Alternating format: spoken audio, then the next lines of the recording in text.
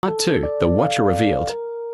The sheriff, Harold Dean, a broad-shouldered man who had once worked homicide in Chicago, took to patrolling every night. He drove his cruiser slowly through the fog, window cracked, listening. On the seventh night, he heard it. A low moaning sound, like wind howling through a cave. But it wasn't wind. He stopped the car and stepped out, flashlight in hand. The beam barely pierced the gloom. His boots crunched on gravel as he walked toward the sound. It came from the woods beyond Graymere Lake.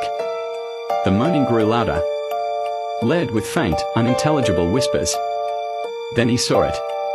A figure. Tall, impossibly thin, with limbs that seemed to bend the wrong way.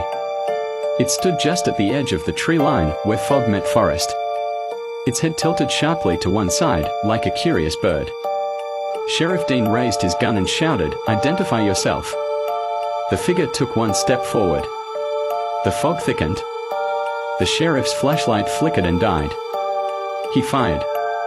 The muzzle flash lit up the fog for a fraction of a second, and in that moment, he saw them. Dozens of pale, emaciated faces peering out from the mist. Silent. Watching. Then he screamed.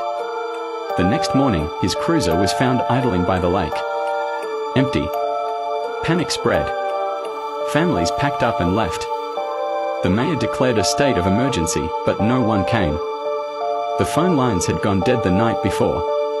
Cell towers were down. The road out of town was blocked by fallen trees that hadn't been there the day before. They were trapped. A group of teens decided to hike out through the woods, figuring they could reach the next town by foot. Only one returned. Her name was Elise Carter. She stumbled back into town at dawn, covered in scratches, her eyes wide with terror. She couldn't speak. She just kept pointing toward the woods and whispering one word, "Watcher." That night, the fog turned red. From her bedroom window, Ava Thompson watched the mist swirl under the streetlights like smoke. Her parents had boarded the windows and stacked furniture against the door.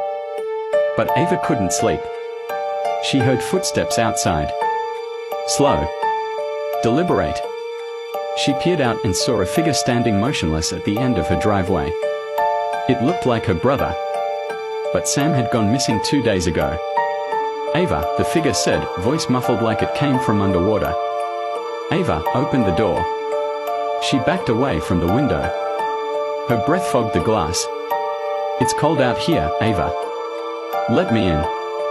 She ran to her parents' room, but found them both standing at the window, unmoving, eyes wide and unblinking. They didn't respond when she screamed. She locked herself in the bathroom, curled up in the tub, and prayed. The whispers were inside the house now.